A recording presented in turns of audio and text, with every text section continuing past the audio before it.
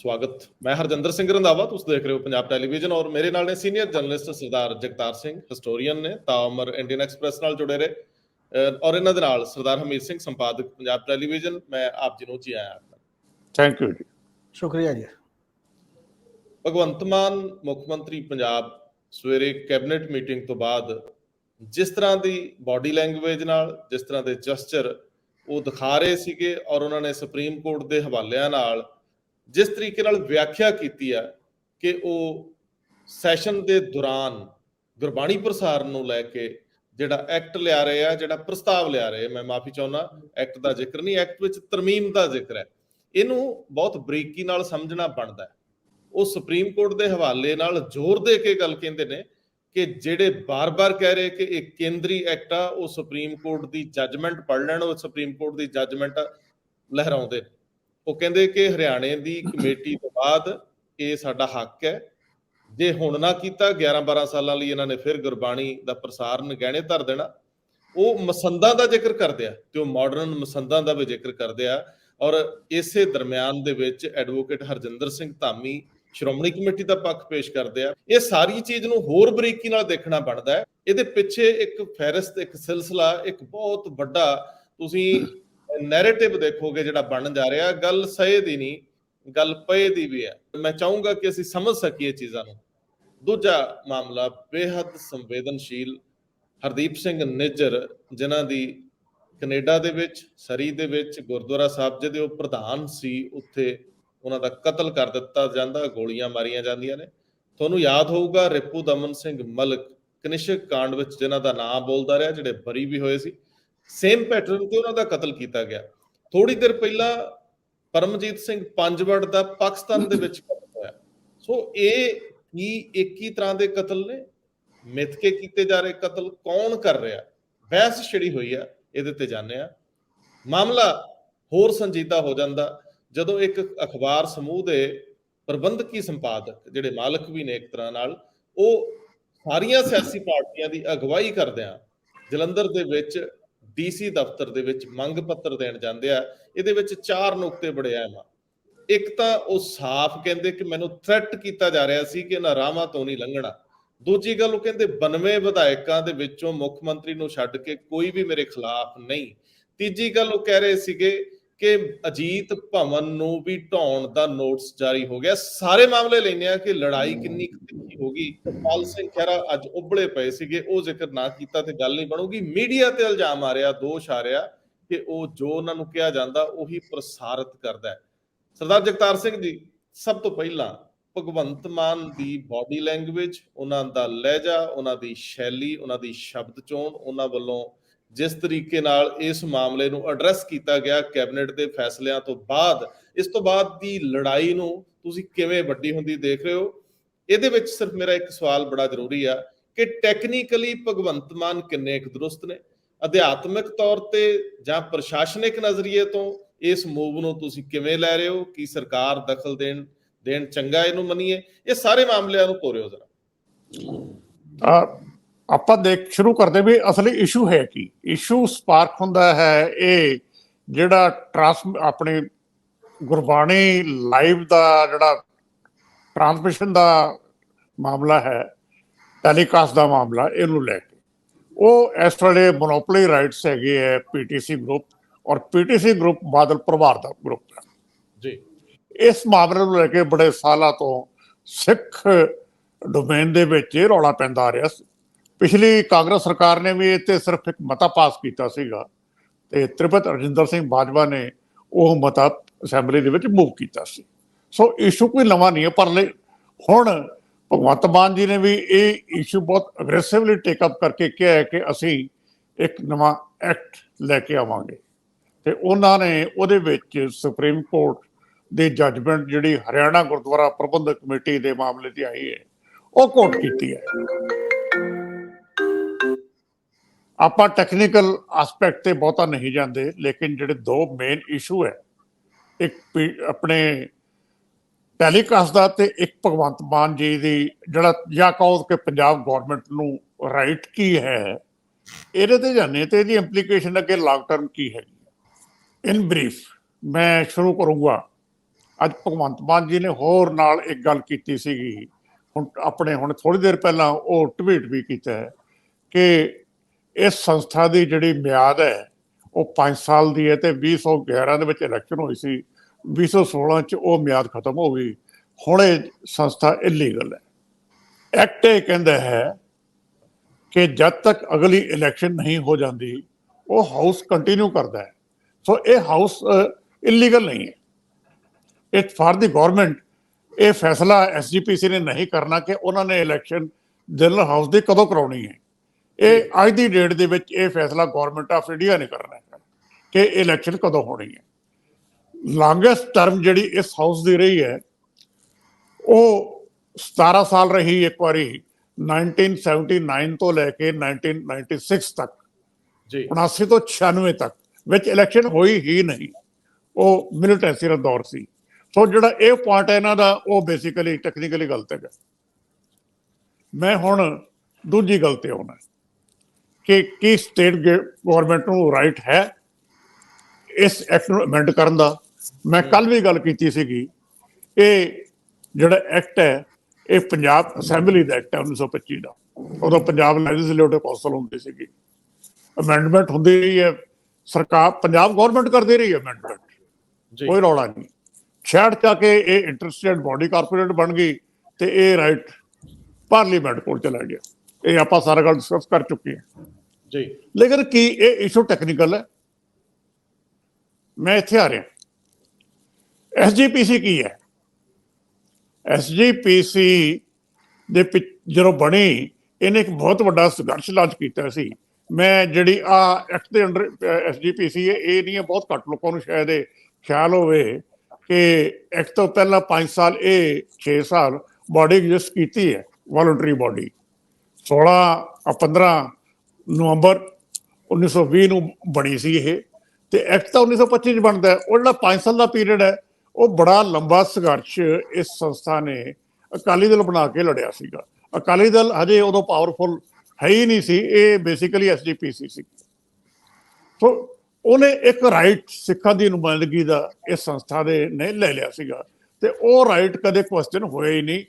ਸਿੱਖਾਂ ਦੀ ਨੁਮਾਇੰਦਗੀ ਐਸਜੀਪੀਸੀ ਤੇ ਅਕਾਲੀ ਦਲ ਹੀ ਕਰਦੇ ਰਹੇ। ਇਹ ਸਿਚੁਏਸ਼ਨ 1996 ਤੱਕ ਲਗਾਤਾਰ ਬਣੀ ਰਹੀ। ਰਾਦਰ ਐਸਜੀਪੀਸੀ ਦੀ ਤਾਂ ਬਾਅਦ ਦੇ ਵਿੱਚ ਅੱਜ ਵੀ ਮੈਂ ਕਹਿੰਦਾ ਕਿ ਸਿੱਖਾਂ ਦੀ ਕੋਈ ਨੁਮਾਇੰਦਾ ਜਥੇਬੰਦੀ ਹੈਗੀ ਇਲੈਕਟਡ ਤੇ ਉਹ ਐਸਜੀਪੀਸੀ ਹੈ। ਅਕਾਲੀ ਦਲ ਦੀ ਗੱਲ ਵੱਖਰੀ ਹੈ, ਜੇ ਉਹਨਾਂ ਨੇ 96 ਦੇ ਵਿੱਚ ਫੈਸਲਾ ਕਰ ਲਿਆ ਕਿ ਅਸੀਂ ਪੰਥਕ ਨਹੀਂ ਹੈ ਤੇ ਅਸੀਂ ਤੇ ਪੰਜਾਬੀ ਪਾਰਟੀ ਹੈ, ਉਹ ਇਸ਼ੂ ਵੱਖਰਾ ਹੈ। ਹੁਣ ਹੈ ਕੀ ਅੱਜ ਦੀ ਡੇਟ ਦੇ ਵਿੱਚ ਮਸਲਾ? ਇੱਕ ਵਾਰੀ ਇਹ ਰੌਲਾ ਪਿਆ ਸੀ ਕਿ ਸਰਕਾਰ ਕੋਲੇ ਕੋਈ ਰਾਈਟ ਹੈ, ਤੇ ਉਦੋਂ ਮਾਸਟਰ ਤਾਰਾ ਸਿੰਘ ਜੀ ਜਾ ਕੇ ਮਿਲੇ ਸੀ ਪੰਡਿਤ ਨਹਿਰੂ ਨੂੰ। ਉਦੋਂ ਮਾਸਟਰ ਜੀ ਨਾ ਤਾਂ ਐਸਜੀਪੀਸੀ ਦੇ ਪ੍ਰਧਾਨ ਸੀ ਤੇ ਨਾ ਅਕਾਲੀ ਦਲ ਦੇ ਸੀ, ਲੇਕਿਨ ਉਦੋਂ ਇੱਕ ਫੈਸਲਾ ਹੋਇਆ ਸੀ ਜਿਹਨੂੰ ਅੱਜ ਤੱਕ ਕੋਟ ਕੀਤਾ ਜਾਂਦਾ, ਜਿਹਨੂੰ ਨਹਿਰੂ ਤਾਰਾ ਸਿੰਘ ਪੈਕਟ ਕਿਹਾ ਜਾਂਦਾ ਹੈ। ਔਰ ਇਹ ਸੀ ਕਿ ਬੇਸਿਕ ਗੱਲਾਂ ਸਰਕਾਰ ਬਿਨਾਂ ਐਸਜੀਪੀਸੀ ਦੇ ਜਨਰਲ ਹਾਊਸ ਦੇ ਰਿਕਮੈਂਡੇਸ਼ਨ ਤੋਂ ਕੋਈ ਇਹਦੇ ਵਿੱਚ ਅਮੈਂਡਮੈਂਟ ਮੂਵ ਨਹੀਂ ਕਰੇਗੀ। ਮੈਂ ਲਾਸਟ ਐਗਜ਼ਾਮਪਲ ਦਿੰਦਾ, 1999 ਦੇ ਵਿੱਚ ਕੁਝ ਅਮੈਂਡਮੈਂਟਸ ਮੂਵ ਹੋਈਆਂ ਸੀਗੀਆਂ, ਐਸਜੀਪੀਸੀ ਨੇ ਕੀਤੀ, ਪ੍ਰਪੋਜ਼ਲ ਬਣੀ, ਹੋਮ ਮਿਨਿਸਟਰ ਨੂੰ ਭੇਜਤੀ, ਹੋਮ ਮਿਨਿਸਟਰ ਨੇ ਵਾਪਸ ਭੇਜਤੀਆਂ। ਉਦੋਂ ਨਾਲ ਹੀ ਇਹ ਤੀਜਾ ਡਰਾਫਟ ਆਲ ਇੰਡੀਆ ਸਿੱਖ ਗੁਰਦੁਆਰਾ ਐਕਟ ਕੇਂਦਰ ਸਰਕਾਰ ਚਾਹੁੰਦੀ ਤਾਂ ਆਪਣਾ ਬਣਾ ਸਕਦੀ ਸੀਗੀ, ਕੋਈ ਰੌਲਾ ਨਹੀਂ ਸੀ, ਕੋਈ ਨਹੀਂ ਸੀ ਰੋਕਦਾ। ਆਲ ਇੰਡੀਆ ਐਕਟ ਬਣਾਉਣ ਦੀ ਉਹਨਾਂ ਕੋਲ ਪਾਵਰ ਹੈ ਪਾਰਲੀਮੈਂਟ ਕੋਲੇ, ਉਹਨਾਂ ਨੇ ਆਪ ਨਹੀਂ ਬਣਾਇਆ। ਉਹਨਾਂ ਨੇ ਤੀਜਾ ਐਕਟ ਵੀ ਹੋਮ ਮਿਨਿਸਟਰੀ ਨੇ ਭੇਜਤਾ ਸੀਗਾ ਐਸਜੀਪੀਸੀ ਕੋਲ ਤੇ ਪੰਜਾਬ ਗੌਰਮੈਂਟ ਕੋਲ। ਉਸ ਤੋਂ ਬਾਅਦ ਐਸਜੀਪੀਸੀ ਦੇ ਜਨਰਲ ਹਾਊਸ ਨੇ ਅੱਜ ਤੱਕ ਉਹਦੇ ਤੇ ਕੋਈ ਫੈਸਲਾ ਨਹੀਂ ਲਿਆ। ਇਹ ਤਾਂ ਜਵਾਬ ਇਹੀ ਦੇਣ, ਤੇ ਉਦੋਂ ਪੰਜਾਬ 'ਚ ਅਕਾਲੀ ਦਲ ਦੀ ਸਰਕਾਰ ਸੀਗੀ, ਵੀ ਜੇ ਤੁਹਾਡੇ ਕੋਲੇ ਅਮੈਂਡਮੈਂਟ ਵਾਲਾ ਪ੍ਰਪੋਜ਼ਲ ਵੀ ਆਇਆ, ਆਲ ਇੰਡੀਆ ਗੁਰਦੁਆਰਾ ਐਕਟ ਵਾਲਾ ਵੀ ਆਇਆ, ਤੁਸੀਂ ਅੱਜ ਤੱਕ ਰੱਖੀ ਕਿਉਂ ਬੈਠੇ? ਲੇਕਿਨ ਕਿਉਂਕਿ ਇਹਨਾਂ ਨੇ ਰਿਕਮੈਂਡ ਨਹੀਂ ਸੀ ਕੀਤਾ, ਸੈਂਟਰ ਨੇ ਕੋਈ ਐਕਸ਼ਨ ਨਹੀਂ ਲਿਆ। ਟ੍ਰੈਡੀਸ਼ਨ ਇਹ ਹੈ ਕਿ ਸਿੱਖ ਮਸਲਾ ਹੈ, ਇਹ ਐਸਜੀਪੀਸੀ ਦਾ ਜਨਰਲ ਹਾਊਸ ਇਹ ਰਿਕਮੈਂਡ ਕਰੇ ਕਿ ਕੀ ਆਪਣੀ ਅਮੈਂਡਮੈਂਟ ਕਰਨੀ ਹੈ, ਉਸ ਢੰਗ ਨਾਲ ਅਮੈਂਡਮੈਂਟ ਕੀਤੀ ਜਾਏਗੀ। ਠੀਕ ਹੈ ਕਿ ਬਿਨਾਂ ਇਹਨਾਂ ਨੂੰ ਪੁੱਛੇ 30 ਸੀਟਾਂ ਵਿਮਨ ਦੀਆਂ ਰਿਜ਼ਰਵ ਕੀਤੀਆਂ ਸੀਗੀਆਂ, ਉਹ ਤੇ ਆਬਜੈਕਸ਼ਨ ਇਸ ਕਰਕੇ ਨਹੀਂ ਕੀਤਾ ਗਿਆ, ਉਹ ਥਰੂ ਨੋਟੀਫਿਕੇਸ਼ਨ ਸੀ, ਨਾਲੇ ਉਹ ਤਰੀਕਾ ਵੀ ਗਲਤ ਸੀਗਾ। ਉਹ ਇਸ ਕਰਕੇ ਇਹਨਾਂ ਨੇ ਰਿਜੈਕਟ ਨਹੀਂ ਕੀਤਾ ਵੀ ਪ੍ਰੋਗਰੈਸਿਵ ਸਟੈਪ ਹੈਗਾ ਤੇ ਆਪਾਂ ਇਸ ਸਟੈਪ ਨੂੰ ਅਪੋਜ਼ ਨਾ ਕਰੀਏ। ਇਹ ਟੌੜਾ ਸਾਹਿਬ ਕਹਿੰਦੇ ਹੁੰਦੇ ਸੀ। ਨਹੀਂ, ਫਿਰ ਸਿਧਾਂਤਕ ਤੌਰ ਤੇ ਤਾਂ ਸਰ, ਸਿਧਾਂਤਕ ਤੌਰ ਤੇ ਤਾਂ ਜਦੋਂ ਸ਼੍ਰੋਮਣੀ ਕਮੇਟੀ ਕੋਲ ਕੇਂਦਰ ਨੇ ਆਲ ਇੰਡੀਆ ਸਿੱਖ ਗੁਰਦੁਆਰਾ ਐਕਟ ਦਾ ਖਰੜਾ ਭੇਜਿਆ ਹੋਊਗਾ ਜਾਂ ਇਹਨਾਂ ਦੀ ਰਿਕਮੈਂਡੇਸ਼ਨ ਮੰਗੀ ਇਜਲਾਸ ਦੀ, ਜਦੋਂ ਇਹਨਾਂ ਭੇਜੀ ਨਹੀਂ, ਇਹਦਾ ਮਤਲਬ ਹਰਿਆਣਾ ਕਮੇਟੀ ਦਾ ਤਾਂ ਵਿਰੋਧ ਕਰਨ ਦਾ ਸਿਧਾਂਤਕ ਹੱਕ ਹੀ ਗਵਾ ਬੈਠੇ। ਕਿਉਂਕਿ ਜੇ ਆਲ ਇੰਡੀਆ ਗੁਰਦੁਆਰਾ ਐਕਟ ਬਣਿਆ ਹੁੰਦਾ, ਸਿੱਖ ਗੁਰਦੁਆਰਾ ਐਕਟ, ਮੇਰੇ ਖਿਆਲ ਹਰਿਆਣੇ ਲਈ ਸੰਭਵ ਹੀ ਨਹੀਂ ਸੀਗਾ ਕਿ ਉਹ ਵੱਖਰਾ ਇੱਕ ਬਣਾ ਲੈਂਦੇ ਜੀ। ਨਹੀਂ, ਬਿਲਕੁਲ। ਜੇ ਹਰਿਆਣਾ ਐਕਟ ਬਣਿਆ ਉਹਦੇ ਵਾਸਤੇ ਜ਼ਿੰਮੇਦਾਰ ਸ਼੍ਰੋਮਣੀ ਅਕਾਲੀ ਦਲ ਦੀ ਲੀਡਰਸ਼ਿਪ ਹੈ, ਹੋਰ ਕੋਈ ਜ਼ਿੰਮੇਦਾਰ ਨਹੀਂ ਹੈ ਜੀ। ਇਹ ਹਰਿਆਣੇ ਦੇ ਸਿੱਖਾਂ ਨੂੰ ਤਾਂ ਅਕੋਮੋਡੇਸ਼ਨ ਚਾਹੀਦੀ ਸੀ। ਉਸ ਤੋਂ ਪਹਿਲਾਂ ਮੈਂ ਹਿਸਟਰੀ ਤੇ ਜਾਣਾ ਚਾਹੁੰਦਾ ਵੀ ਪਹਿਲਾਂ ਕਿਵੇਂ ਉਹਨਾਂ ਨੂੰ ਮਨਾਇਆ ਗਿਆ, ਪੁਚਕਾਰਿਆ ਗਿਆ, ਸਾਰਾ ਕੁਝ ਹੋਇਆ ਸੀਗਾ। ਲੇਕਿਨ ਸਡਨਲੀ ਇਹ ਸਾਰਾ ਭਾਣਾ ਕਿਉਂ ਵਾਪਰਿਆ, ਵੱਖਰੀ ਗੱਲ ਹੈ। ਜੇ SGPC ਔਰ ਅਕਾਲੀ ਦਲ ਨੇ ਆਲ ਇੰਡੀਆ ਗੁਰਦੁਆਰਾ ਐਕਟ ਬਣਵਾਇਆ ਹੁੰਦਾ ਤੇ ਜੋ ਕੁਝ ਅੱਜ ਹੋ ਰਿਹਾ ਹੈ ਇਹ ਨਹੀਂ ਸੀ ਹੋਣਾ। ਇਹ ਕਸੂਰਵਾਰ ਨੰਬਰ 1 ਤੇ ਇਹ ਲੋਕ ਖੁਦ ਹੈਗੇ ਆ। ਇਹ ਜਵਾਬ ਦੇਣ ਕਿ ਉਹਨਾਂ ਡਰਾਫਟ ਦਾ ਤੇ ਉਹਨਾਂ ਅਮੈਂਡਮੈਂਟ ਦਾ ਹਸ਼ਰ ਕੀ ਹੋਇਆ, ਇਹਨਾਂ ਨੇ ਰਿਕਮੈਂਡ ਕਿਉਂ ਨਹੀਂ ਕੀਤਾ। ਨੰਬਰ 2, ਸੋ ਪੰਜਾਬ ਗੌਰਮੈਂਟ ਕੋਲੇ, ਕੇਂਦਰ ਕੋਲ ਟੈਕਨੀਕਲ ਰਾਈਟ ਹੈ। ਮੈਂ ਇਹ ਐਗਜ਼ਾਮਪਲ ਤਾਂ ਦਿੱਤੀ ਹੈ, ਇਹਨਾਂ ਕੋਲ ਮੋਰਲ ਰਾਈਟ ਨਹੀਂ ਹੈ। ਜਦ ਤੱਕ ਸਿੱਖ ਕਮਿਊਨਿਟੀ ਰਿਕਮੈਂਡ ਨਹੀਂ ਕਰਦੀ, ਇਹਦੇ ਵਿੱਚ ਕੋਈ ਅਮੈਂਡਮੈਂਟ ਹੋਣੀ ਨਹੀਂ ਚਾਹੀਦੀ। ਟ੍ਰੈਡੀਸ਼ਨ ਇਹ ਹੈ। ਜਿਹੜੀ ਮਾਸਟਰ ਤਾਰਾ ਸਿੰਘ ਤੇ ਨਹਿਰੂ ਪੈਕਟ ਸੀਗਾ, ਜਿਹੜੀ ਉਹਦੀ 4 ਕਲਾਜ਼ਸ ਸੀ, ਲੇਕਿਨ ਉਹਦੀ ਟ੍ਰੈਜਡੀ ਇਹ ਹੈ ਕਿ ਇਹ ਕੋਰਟ ਤਾਂ ਸਾਰੇ ਕਰਦੇ ਹੈ।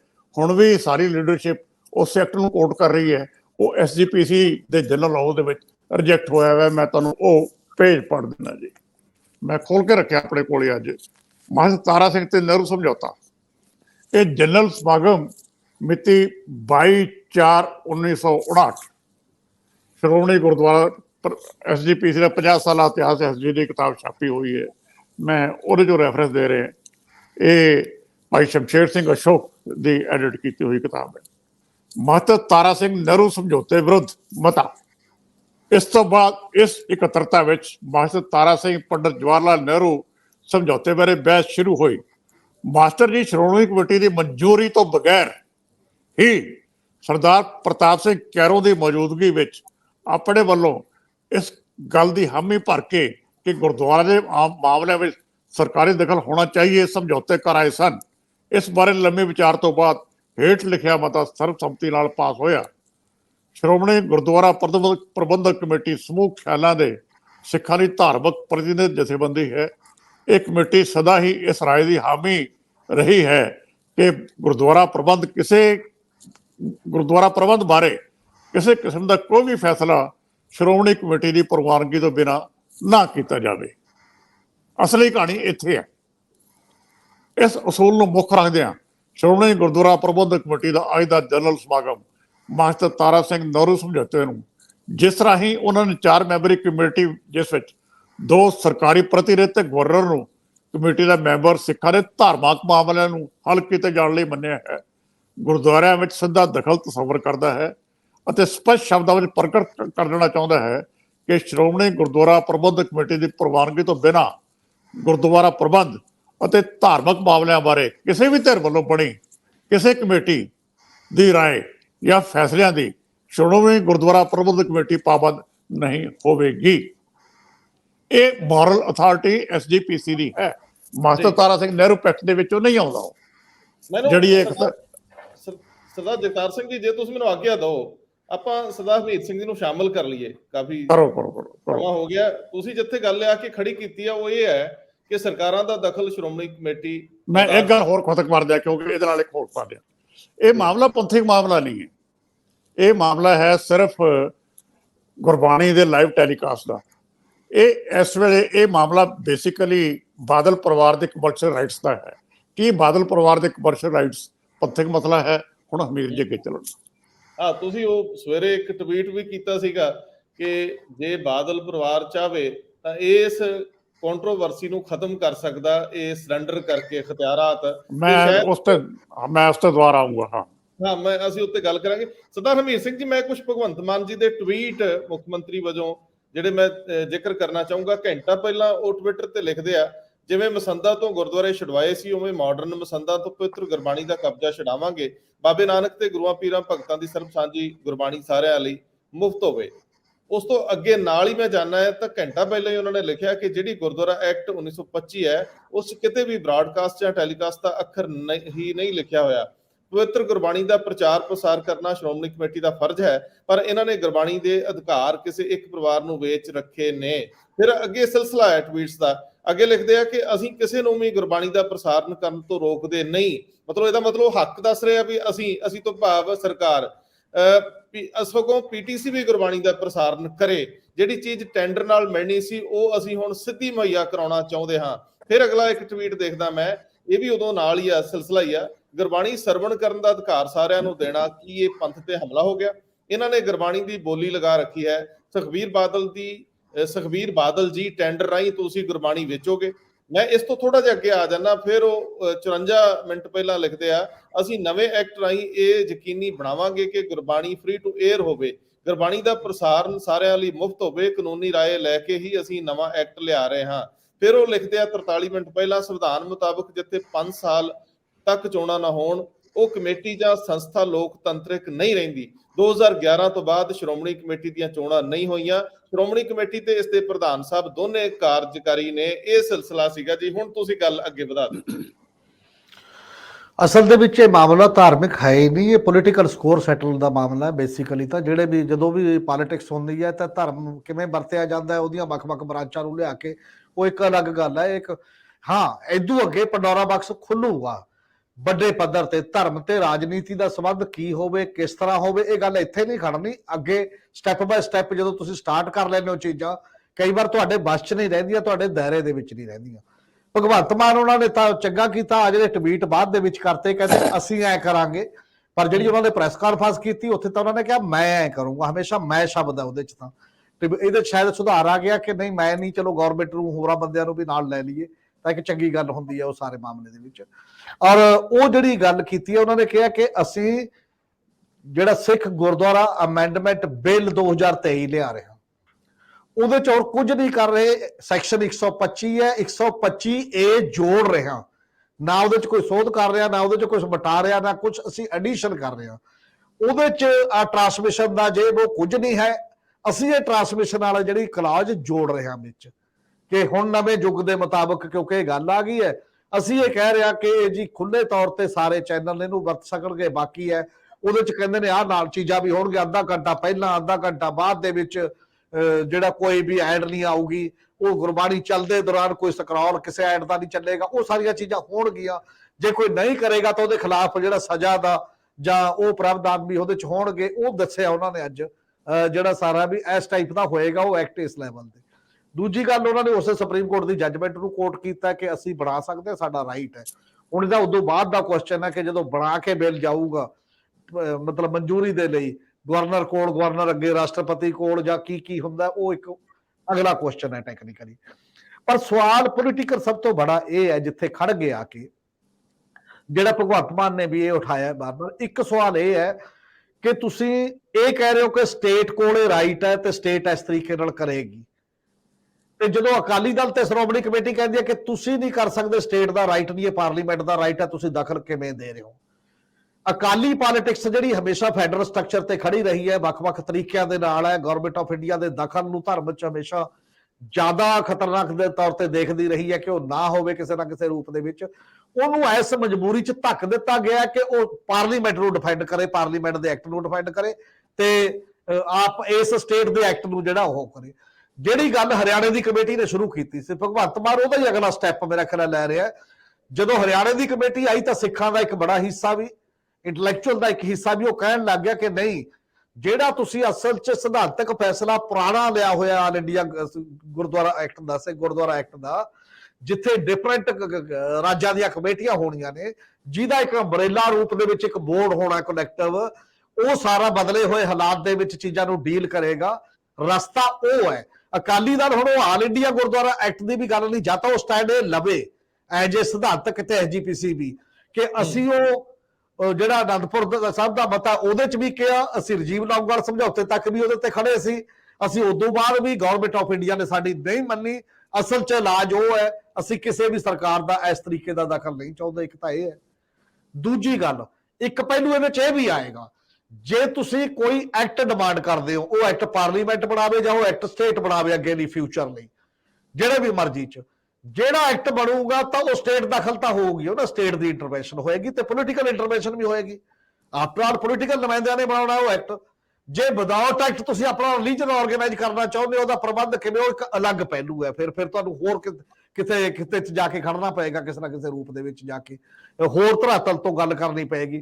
ਕੁਝ ਸੱਜਣ ਇਹੋ ਜਿਹੇ ਹੈ ਨੇ ਜਿਹੜੇ ਲਗਾਤਾਰ ਕਹਿੰਦੇ ਰਹੇ ਕਿ ਅਸਲ ਚ 1925 ਦਾ ਐਕਟ ਬਣਾ ਕੇ ਅੰਗਰੇਜ਼ਾਂ ਨੇ ਜਾਂ ਗਵਰਨਮੈਂਟ ਨੇ ਟ੍ਰੈਪ ਚ ਕਰ ਲਿਆ ਅਸਲ ਚ ਸਿੱਖ ਰਿਲੀਜਨ ਤੇ ਕਿਸੇ ਨਾ ਕਿਸੇ ਰੂਪ ਦੇ ਵਿੱਚ ਐਜੀਪੀਸੀ ਤੇ ਅਕਾਲੀ ਦਲ, ਉਹ ਨਹੀਂ ਸੀ ਮੰਨਣਾ ਚਾਹੀਦਾ। ਇਹਦੇ ਲਈ ਆਹ ਜਿਹੜੀਆਂ ਸਾਰੀਆਂ ਗੱਲਾਂ ਆ ਰਹੀਆਂ ਨੇ, ਅਕਾਲ ਤਖਤ ਦੀ ਆਜ਼ਾਦ ਹਸਤੀ, ਐਜੀਪੀਸੀ ਦਾ ਪੋਲੀਟੀਕਲ ਕੰਟਰੋਲ ਚ ਨਾ ਰਹਿਣਾ ਜਾਂ ਬਾਕੀ ਦੀਆਂ ਚੀਜ਼ਾਂ ਨੇ, ਇਹ ਵੀ ਉਹਦੇ ਇੱਕ ਹਿੱਸਾ ਨੇ ਲੌਜਿਕ ਦਾ। ਜਦੋਂ ਦਲੀਲਾਂ ਦਿੱਤੀਆਂ ਜਾਂਦੀਆਂ ਨੇ ਕਿ ਉਹ ਤੋਂ ਆਜ਼ਾਦੀ ਹੋ ਸਕਦੀ ਸੀ ਕਿਸੇ ਨਾ ਕਿਸੇ ਰੂਪ ਦੇ ਵਿੱਚ।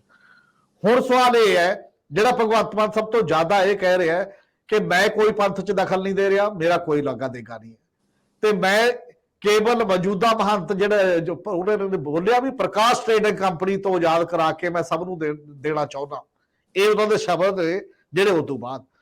ਤੇ ਤੂੰ ਕਿਸ ਹੈਸੀਅਤ ਚ ਦੇਣਾ ਚਾਹੁੰਦਾ ਭਾਈ ਸਾਹਿਬ? ਇਹ ਵੀ ਤਾਂ ਇੱਕ ਗੱਲ ਹੈ ਨਾ, ਤੁਹਾਨੂੰ ਵੀ ਤਾਂ ਆਪਣੇ ਆਪ ਚ ਜਵਾਬ ਦੇਣਾ ਪਏਗਾ। ਤੁਸੀਂ ਪੰਥ ਤਾਂ ਨਹੀਂ ਹੋ, ਫਿਰ ਮਾਮਲਾ ਤਾਂ ਗੁਰਬਾਣੀ ਦਾ ਪੰਥ ਤੇ ਛੱਡਦੇ ਹੋ, ਚੜਾਉਂਦੇ ਇੰਡੀਅਨ ਕਨਸਟੀਟਿਊਸ਼ਨ ਦਾ ਜਿਹੜੇ ਆਰਟੀਕਲ ਹੈ 26, ਜਿਹੜਾ ਰਿਲੀਜੀਅਸ ਮਾਮਲੇ ਦੇ ਵਿੱਚ ਕਿਸੇ ਵੀ ਰਿਲੀਜਨ ਨੂੰ ਹੱਕ ਦਿੰਦਾ ਹੈ, ਰਿਲੀਜੀਅਸ ਪ੍ਰੀਚਰਜ ਨੂੰ, ਰਿਲੀਜਨ ਦੀ ਕਮਿਊਨਿਟੀ ਨੂੰ, ਕਿ ਉਹ ਆਪਣੇ ਧਰਮ ਦਾ ਕਿਵੇਂ ਵਿਸਤਾਰ ਕਰਦੀ ਹੈ, ਕਿਵੇਂ ਫੈਲਾਉਂਦੀ ਹੈ, ਕੀ ਕਰਦੀ ਹੈ, ਉਹ ਇੰਡੀਪੈਂਡੈਂਟ ਹੈ।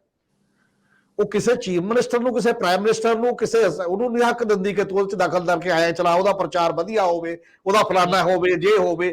ਇਹ ਦਖਲ ਨਹੀਂ ਦਿੰਦੀ। ਇਹ ਫੰਡਾਮੈਂਟਲ ਰਾਈਟ ਦਾ ਕੁਐਸਚਨ ਹੈ, ਇਹ ਜਨਰਲ ਰਾਈਟ ਦਾ ਕੁਐਸਚਨ ਨਹੀਂ ਹੈ, ਰਿਲੀਜੀਅਸਲੀ ਫੰਡਾਮੈਂਟਲ ਰਾਈਟ ਹੈ ਇਹ।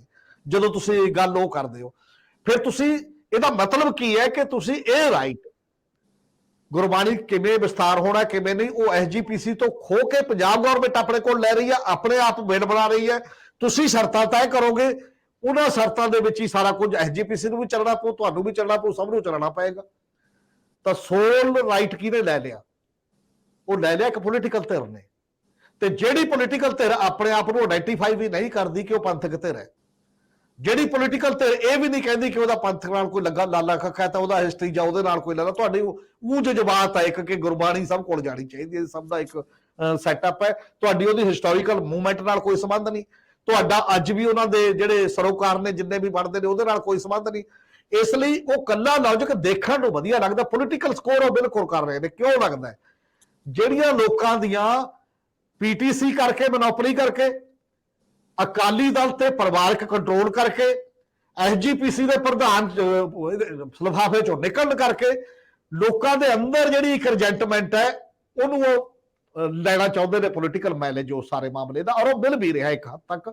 ਇਹ 'ਚ ਵੀ ਕੋਈ ਦੋ ਰਾਮਾ ਨਹੀਂ ਹੈ ਕਿ ਉਹ ਮਿਲੂਗਾ ਵੀ ਉਹਨਾਂ, ਕਿਉਂਕਿ ਲੋਕ ਜਦੋਂ ਨਾਰਾਜ਼ ਹੁੰਦੇ ਨੇ ਨਾ, ਸਾਡੇ ਪੰਜਾਬੀਆਂ ਦਾ ਇੱਕ ਕਲਚਰ ਹੈ, ਉਹ ਸਿਧਾਂਤਕ ਸਟੈਂਡ ਨਹੀਂ ਲੈਂਦੇ।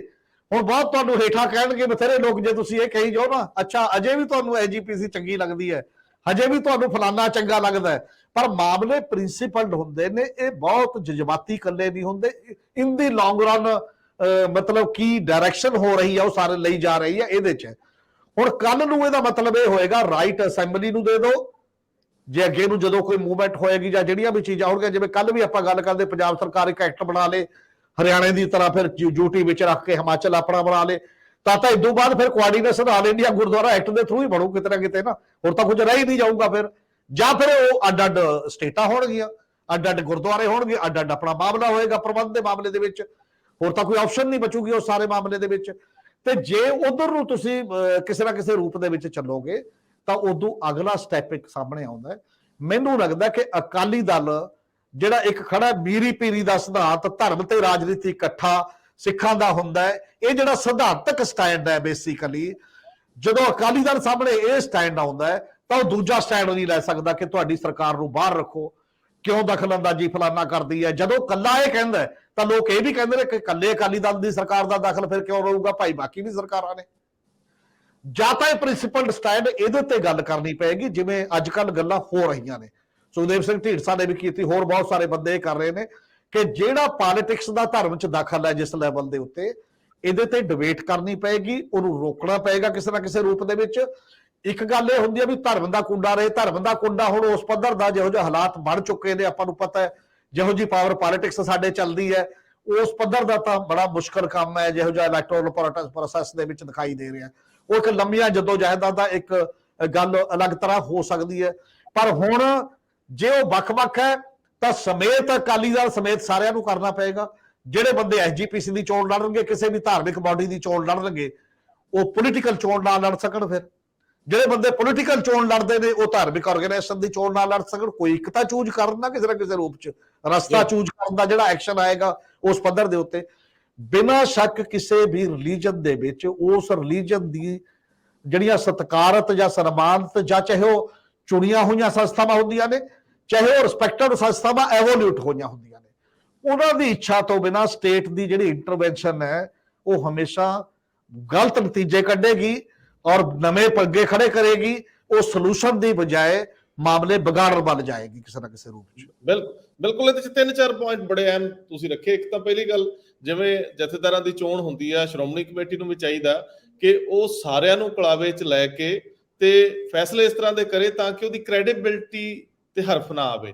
ਜਿਹੜੇ ਉਹ ਫੈਸਲੇ ਲੈਂਦੇ ਆ ਉਹ ਸਮੂਹਿਕ ਹੋਣੇ ਚਾਹੀਦੇ ਆ ਔਰ ਉਹ ਤਾਂ ਕਰਕੇ ਜਦੋਂ ਵੀ ਕਿਧਰੇ ਕੋਈ ਉੱਤੇ ਸਵਾਲ ਉੱਠਣਾ ਸ਼ੁਰੂ ਕਰੇ ਜਾਂ ਕੋਈ ਸਰਕਾਰ ਉਹਦੇ ਤੇ ਉਹ ਖਿਲਾਫ ਜਾਵੇ ਤਾਂ ਲੋਕ ਉਹਦੇ ਨਾਲ ਖੜੇ ਹੋਣ। ਦੂਜੀ ਗੱਲ, ਜਿਹੜਾ ਘੱਟੋ ਘੱਟ ਅਕਾਲੀ ਦਲ ਦੀ ਮੌਜੂਦਾ ਲੀਡਰਸ਼ਿਪ ਨੇ ਆਪ ਉਤਰਾਪਣ ਦਿਖਾਇਆ ਤੇ ਉਹਦੇ ਕਾਰਨ ਜਿਸ ਤਰ੍ਹਾਂ ਉਹਨਾਂ ਨੂੰ ਅਸੈਂਬਲੀ ਇਲੈਕਸ਼ਨ ਚ ਔਰ ਵੱਖ-ਵੱਖ ਇਲੈਕਸ਼ਨਸ ਦੇ ਵਿੱਚ ਬਹੁਤ ਥੱਲੇ ਦੇ ਪੱਧਰ ਤੱਕ ਆਉਣਾ ਪੈ ਗਿਆ। ਮੈਨੂੰ ਲੱਗਦਾ ਕਿ ਇਹ ਸਜ਼ਾ ਇੱਕ ਤਰ੍ਹਾਂ ਨਾਲ ਉਹਨਾਂ ਦੀਆਂ ਉਹ ਗਲਤ ਨੀਤੀਆਂ ਦੀ ਮਿਲੀ ਹੋਈ ਆ।